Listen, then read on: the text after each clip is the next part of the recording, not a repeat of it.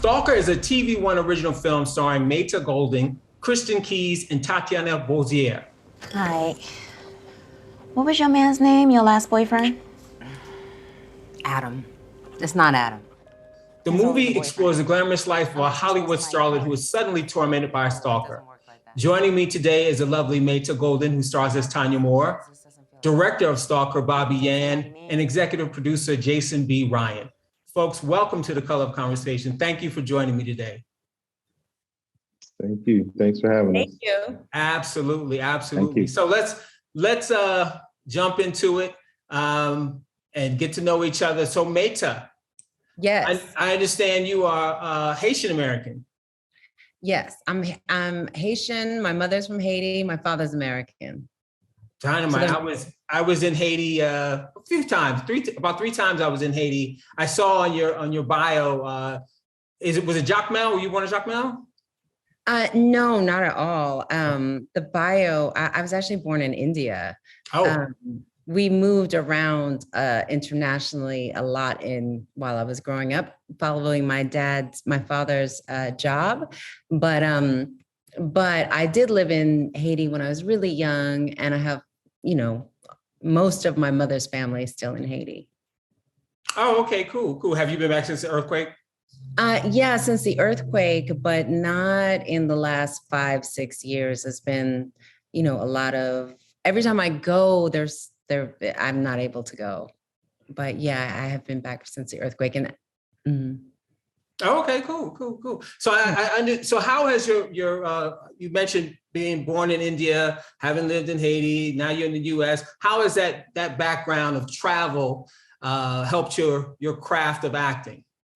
Well, it's very similar to being an actor, because as a child, I would have to move around. I grew up primarily in DC, but also in Italy, and we just were on the go all the time. And every time we'd move, it's very much like being an actor. Every time you go on a new film set, it's a new culture, a new character that you step into, a new group of people. But really, every film has its culture. And it just also made me curious about people, and that there's as a storyteller, there's so many different stories. There's so many ways of living. And I think that that's what I bring to my acting, is that, it's always a new character. It's always a new culture. And I kind of grew up that way. Even though I said I wanted to do something really stable and normal and stay in one place, you end up kind of doing what you know. So, yeah. So you adapt well to different environments, different people. Exactly. Great. That's a good skill to have. Well, I know you've done a lot of films and extensive TV work. Is this the second time? Or how many times have you worked with TV One? This is the second time. The first time I did a movie that I think we're all very proud of, called Behind the Movement, which was about the Montgomery bus boycott. And we shot that, I think, about 4 years ago. So when TV One came and said, hey, you want to jump into this?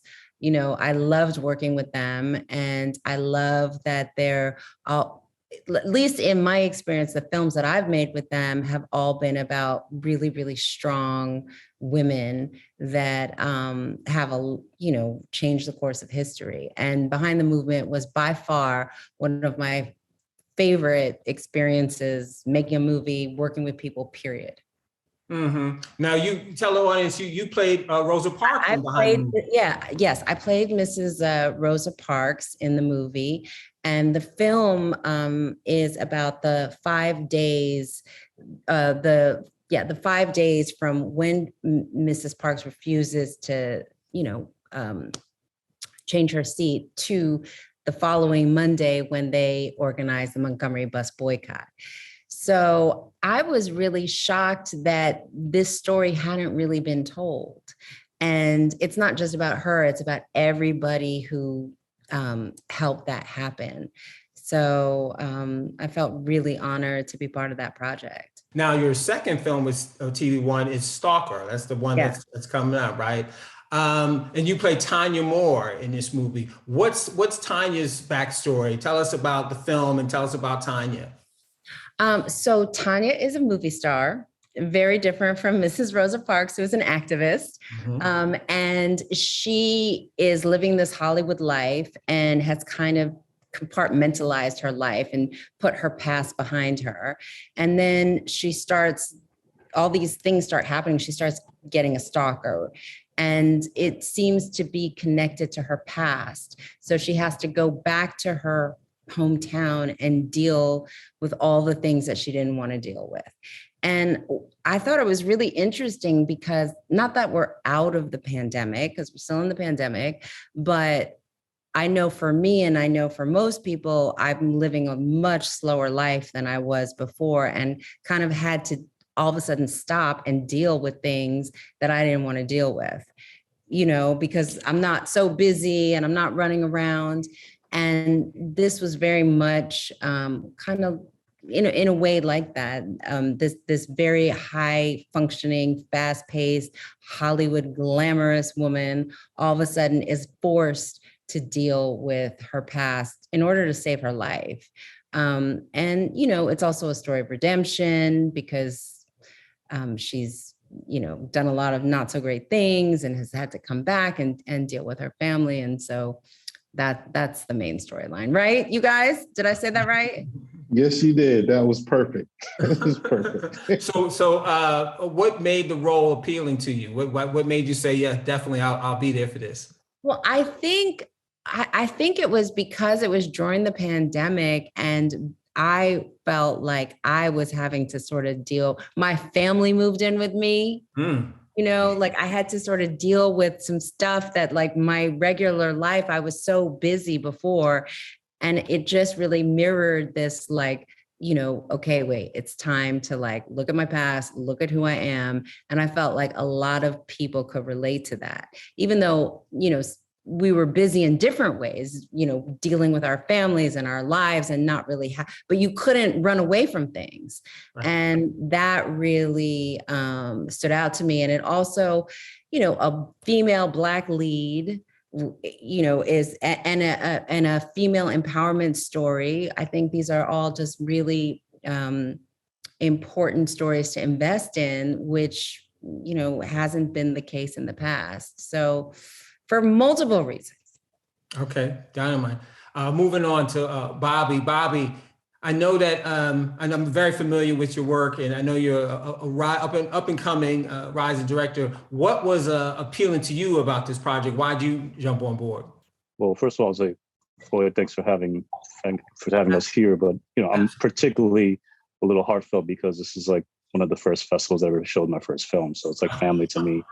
So thank you for that, you and Stephanie. So thank you. Absolutely. But piggyback on what Meta said, I mean, honestly, jumping on the script, script is it's a suspense thriller. Suspense thrillers are exciting to me. Jason and I talked about this. We're kind of like horror fans and suspense fans. So on that level, it was appealing to me. But on a second level, I'm going to say this, and I think Meta, for you, when you came on board, I know when you came on board, you stressed the idea of this actually has a female, Black women empowerment story underneath this, this fun tale of stalking, right? But I think the fact that you saw something a little bit deeper in it, it helped ground me as a director to look at it a little differently, to make it fun and accessible for the audience, but also have a little bit more heart and meaning and empathy for the characters, and also a sense of the journey of the lead character that you so wonderfully portrayed. That was appealing to me because for me, any project that I like to work on is projects where I can relate to the characters, where I can work to bring the character's journey to life and to see it all the way through to the end. So I think, Meta, you kind of helped with that. So thank you for that, for sure. Hey, I don't want to get off subject too much, but Bobby, tell the folks just a little bit about yourself. If you can, tell them a little bit about yourself and your background. Well, I'm from Queens, Hollis, Queens, New York, home of Run DMC. And before that, I was born and raised in Washington Heights, New York City born. And young artist, filmmaker. I used to be a singer as well. That was my first love. Found myself going to school in New Orleans, Louisiana, at Tulane, which really broadened my horizons culturally. And I think all of that kind of contributed to the work and my passion for filmmaking and the commitment to telling stories outside the margin of what you usually see. So I don't know if that answers your question, but I have a interesting background as an Asian American. He does. He has the story I was looking for is when I met Bobby, he told me he grew up in Hollis, Queens, which is a predominantly Black neighborhood. And he said he's growing up, he wanted to go to Howard. I thought I did. Yes. Yes. I was like, oh, wow. That's interesting that he said he wanted to go to Howard. And then he told me a whole bunch of other stuff. And Bobby's really tall, as you know. What are you, like 6'4", Bobby? No, just 6 foot. 6 foot. No, you got to be at least 6'2". No, I remember looking up at you. I was like, what? No, I'm not that tall. Okay. It might have been my Timbs. I don't know. Maybe you might have been the Timbs. He might have been in his Timbs. So the short story, I'll just rewind that really quick. It might be interesting. Was my pastor when I was growing up. He really was encouraging me to go to Howard and HBCU, and he was organizing trips. I used to be part of this teen program and the after school program, and I was the only Asian. It was all Black, and I really wanted to go. And then I told my parents, and Asian parents were like, the exact words were, "This is a white world. You must go to school with white people and learn how to deal with white people." I mean, so it was like this thing. So I think that kind of also influenced why I went to New Orleans. New Orleans is a Black city with a white college in it, Tulane. So it had, a beautiful school, Tulane, which they call the Heart of the South, which I, respect Tulane. I love the school and the people there, but it was an amazing cultural city. That was just amazing. So beautiful culture, beautiful people, and it was a culture shock, but I think I found myself by being in the contrast of that world coming from New York City. So. Yeah. Well, coming from New York City, I think you can adapt anywhere. It's interesting to hear you say it was a bit of a cultural shock. I guess the heat obviously was definitely a cultural shock for sure. And I guess there would be, some things, but you adapted. Quickly. Yeah. I stayed there for years. So it was great. Now let me ask you, did you guys have a lot of time to prepare for Stalker? We had time to prepare. It was, of course, we would always want more time to prepare, but we did have a good amount of time to prepare. Like, Bobby and I and our producer, Wes, were in touch well before we went into production. We were all able, for the three of us, to get on the same page. There were a lot of things that we were able to work through. Bobby and I were working with the writer of the script to make some tweaks and stuff like that. So we did have sufficient time to prep, but of course, the more time, the better. So you can never say it's enough, but we did have a decent amount of time to prepare. Meta mentioned that this was during COVID. Was this like, exactly when was it during COVID? Was it like at its height, or when was it? It was in the fall. It was in the fall. So it felt like COVID was we're still in COVID, but it felt like there was an opening. Gotcha. But it was still like COVID, it was still, Yeah, we still had to deal with all the testing and the mask and the COVID officer who would come call you out if you had your mask down too long. And we still had all of that, but this was post-vaccines, when this was around the time when vaccines were available to everybody. And it did feel a little different, but you still had that cloud of COVID hanging over everything. Now, Maida, does that impact your work? How does that impact your work as an actor? Oh my God. First of all, I was nonstop working up until March 2020.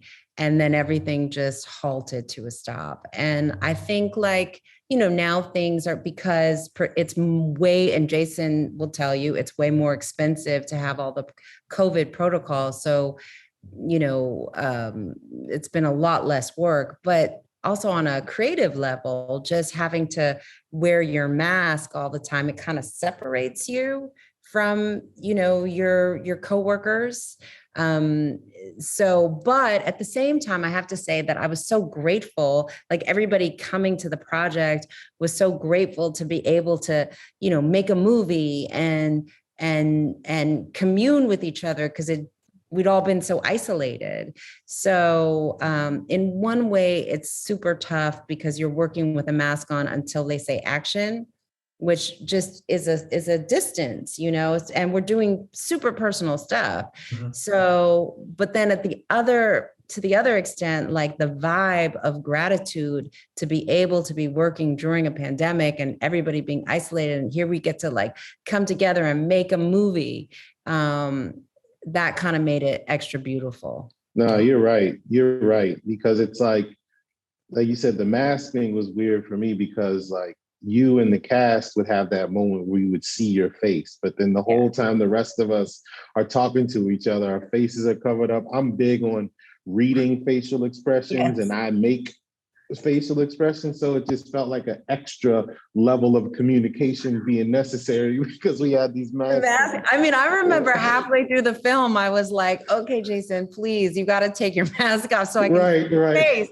Because I had made this whole other story about like who you were, because you're just seeing this.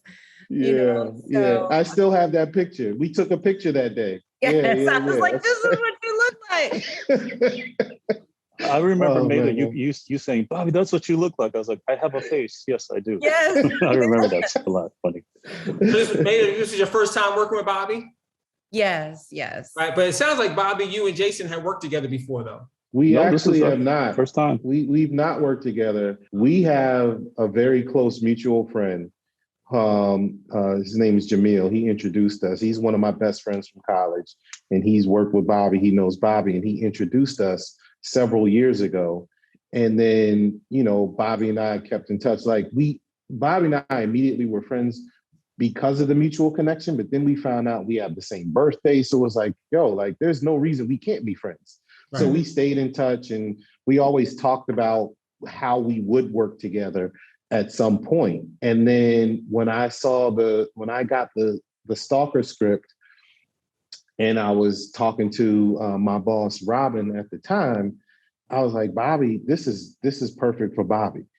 And then she agreed with me, and then we were able to make it work. But this is our first project working together. It definitely won't be the last, but yeah, this is the first. Hold him to it, Bobby. For all of us. Yeah, exactly. Yeah, you guys having a family reunion, you might as well keep the party going. So Maida, I understand that you can correct me if I'm wrong, did you fresh out of college right into that business? Is that correct? It is, yeah. Mm-hmm. Wow, that's a blessing. What would you tell your younger self if you could turn back the clock about the business? I know it can be tough for women. It can be tough for everybody, honestly. But for women and women of color, might be a little something different. So what would you tell your younger self? Well, I think that, first of all, I was super lucky that I started working right away. I started on a soap opera in New York right out of college, and that was a super blessing. And I've always been continued to work. But I think what I would tell myself is that there was so much discrimination back then. Mm-hmm. I mean, and there still is. The people would openly be like, yeah, we got the Black person, on the show. And we just got used to it. We'd be like, oh yeah, they're not hiring Black people. Mm. Oh, they have their one Black person. Mm. And it was so normal, but yet it chipped away, just like being any Black person in America or person of color in America, that stuff chips away. So I think that looking back, and also I would have stood up for myself a lot more. I would have said, hey, that's not right. Even though the culture, it was so okay. So I think that, and I want to say this to young people, if anybody's listening, just have confidence in yourself. Just go do it. Don't let if people say no. I mean, I didn't come from an acting family or a Hollywood family. If you believe in yourself, or you have that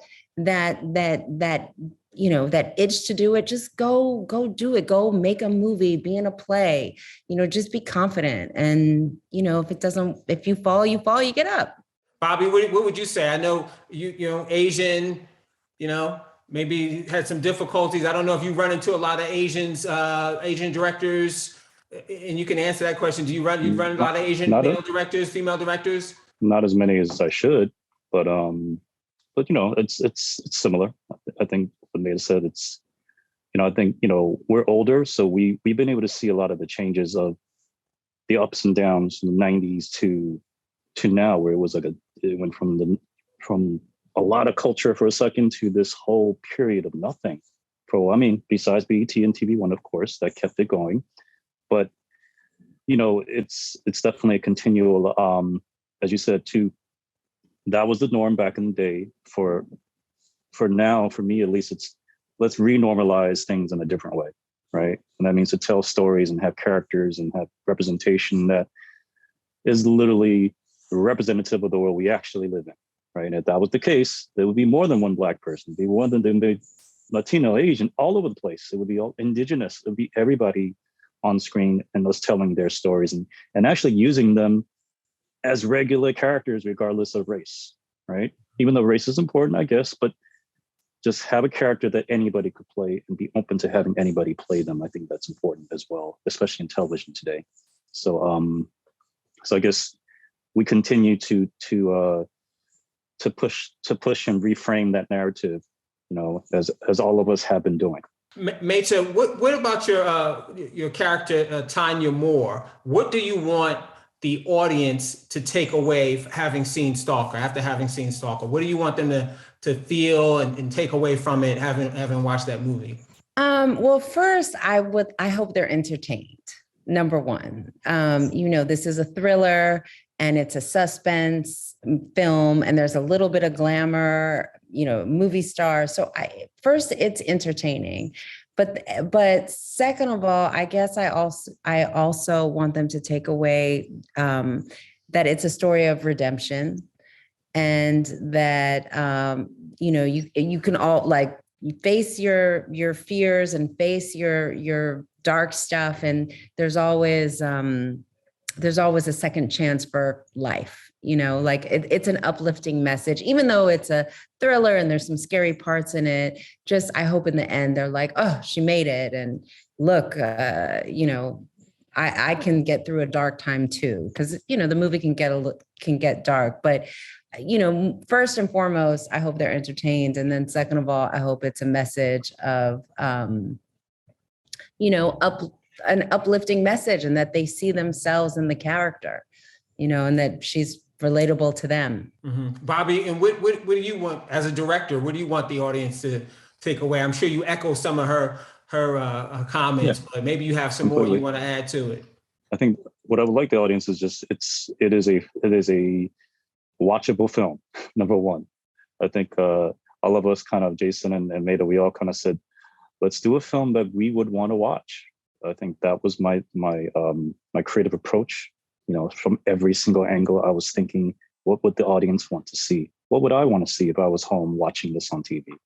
And with that being said, I think with the spirit of the actors, including Christian, everybody else, Tatiana, you, Meta, the studio, Jason, all of us, I think we all kind of came together with that in mind, including, by the way, the DP, Jelani and Wes, and all of us to the gaffer, we all agreed that we want to do a film that we would enjoy, we would want to watch. So I think hopefully that's what we've accomplished with the audience, and they'll enjoy it. Meta, here's an interesting question. I haven't seen the movie, so I don't know.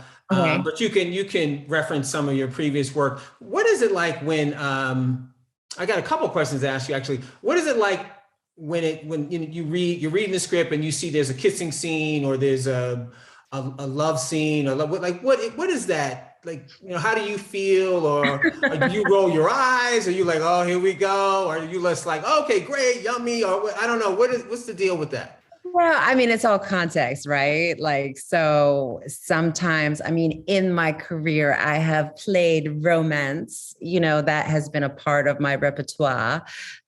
So I'm used to it. So so it's in context. So if it's like about a love story and there's a build up for it, then it makes sense. But whenever I see any kind of nudity, I just like my whole brain starts to go like, you know, I mean, just because it's, you know, and nowadays for like the what do you call it?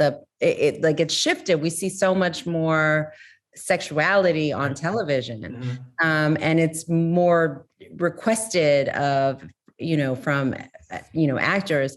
But I have to say, most of the time, the stuff that I've been doing, it all is coming from a love perspective. And just, I always look at everything, whether it's a sex scene or a kissing scene, I look at it just as like a plot, you know, an opportunity to show something about that character.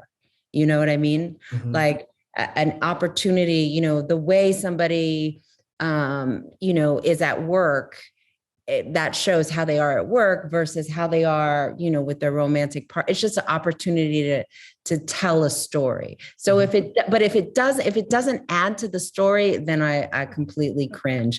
And then, you know, I mean, sometimes like, you know, you have to like kiss people, you know, and that's real life. You know, that's some stuff. You know, luckily, all of the people I've had to kiss have been gentlemen and have had, you know, been sweet and nice. But, you know, it's always, whenever I take a project, it's always something. Like you're always having to put your whole everything into it, and that's just an aspect of it. But I have been lucky in that regard, I have to say. And I don't think I do too much kissing. And do I do too much? Do I kiss in this? Oh yeah, a little bit. There's a little kiss in this. Okay. No spoilers, but there's a little bit. There's a little kissing, but it's not like, you know, it's not like, yeah. It's not, you know, one thing I wanted to say about that is like, and Maida, you're right. Like when it, even as a viewer, when it's not necessary to the story, it kind of annoys me because it's like, why are you forcing this sex scene in this movie when it's really not necessary? But recently, because of global events, although I know our production was safe and we had testing and all of that, those COVID protocols, there still were times when I got really anxious during those scenes, just given the COVID situation. Oh, yeah. And it's like, and I wanted to know like your mindset to approaching those type of scenes after COVID. Like, does it change? Well, I mean, I just think like, yeah, I mean, I don't know. Cause I mean, well, are you talking about because like, I mean, how long is the COVID protocol going to last in our industry? Like shooting, you know? And I mean, I always feel like whenever I have to kiss somebody who I hide, you know, and sometimes it's like you just walk in and you don't even know the person and you just have to pretend that you're married for 5 years and or whatever. And like, here we are kissing. And so it's always like a lot. You know what I mean? But then it's this whole other layer. It's not just a lot. It's like, oh my God, they could like kill me.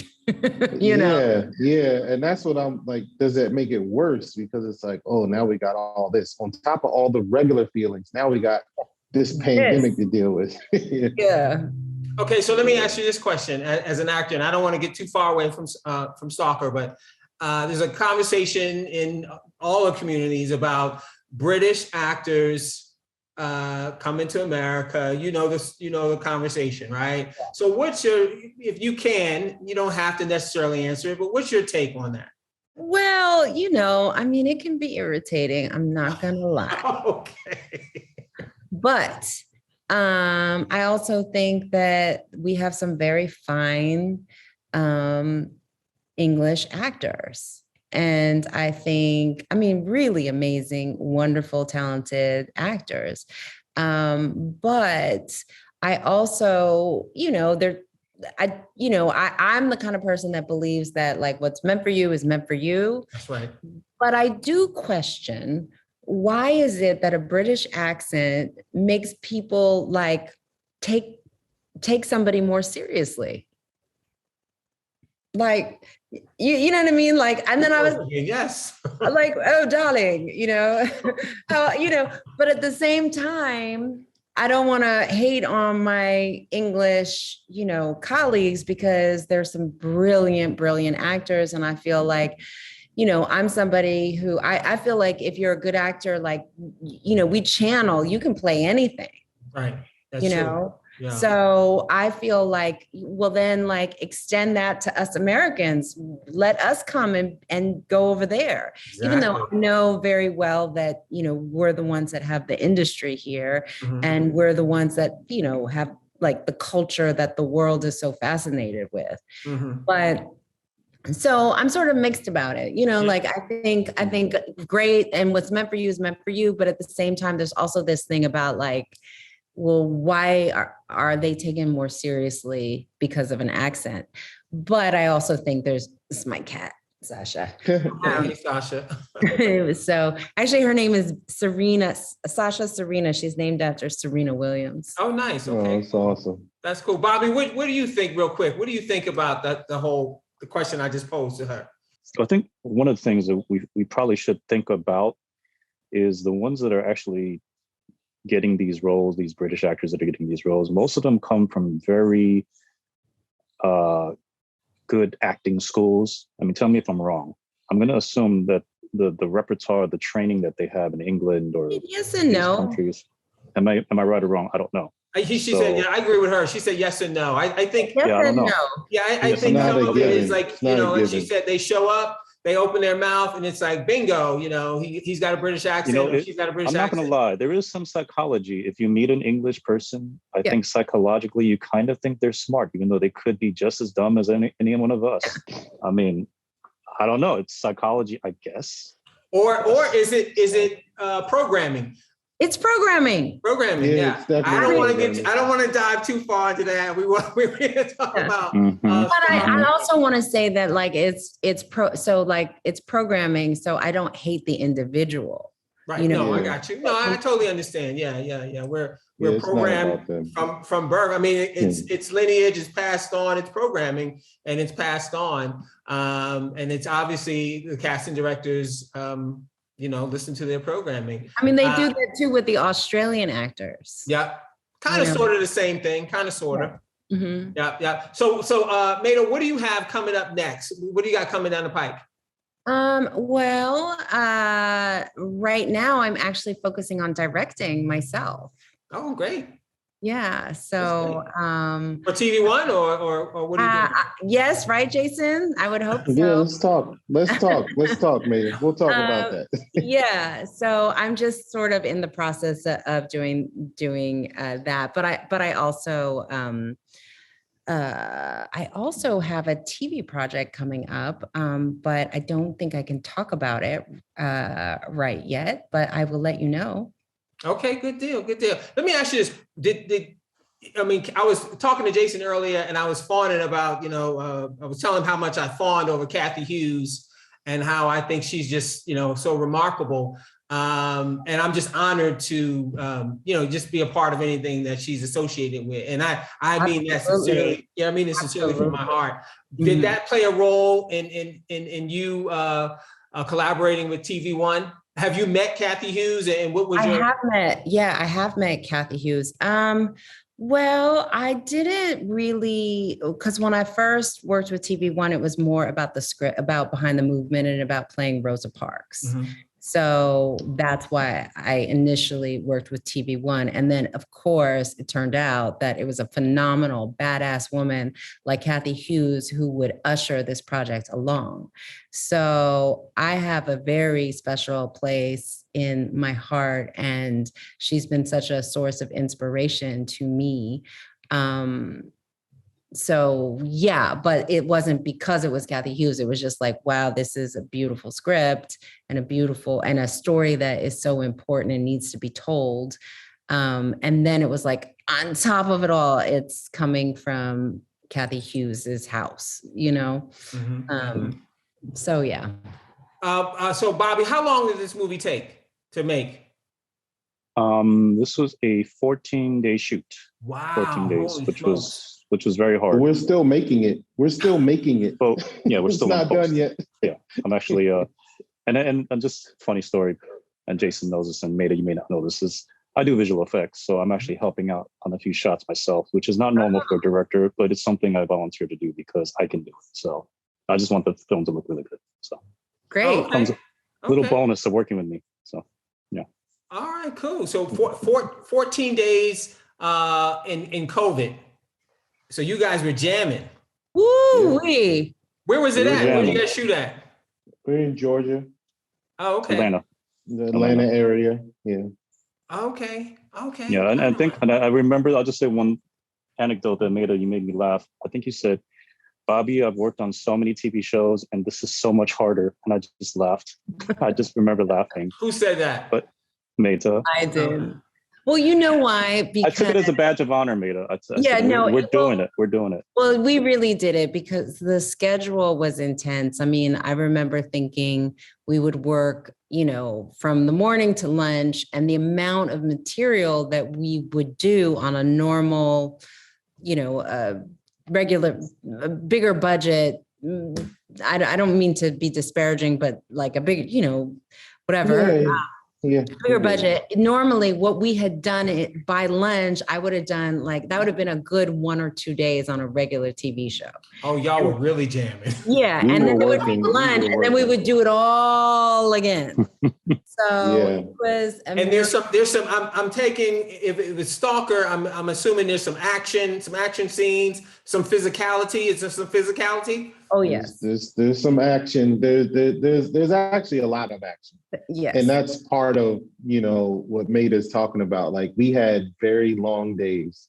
And some days it felt like it was 2 days wrapped into one. Like it was a lot, but that just speaks to the quality of the crew and our cast and Bobby's and everybody involved, because it was a lot of work. It was a lot of work, and we pulled it off. And I tell y'all that, I've been attached to the process all the way through, and everything that I see from that movie, it just gets better and better. And it really is just,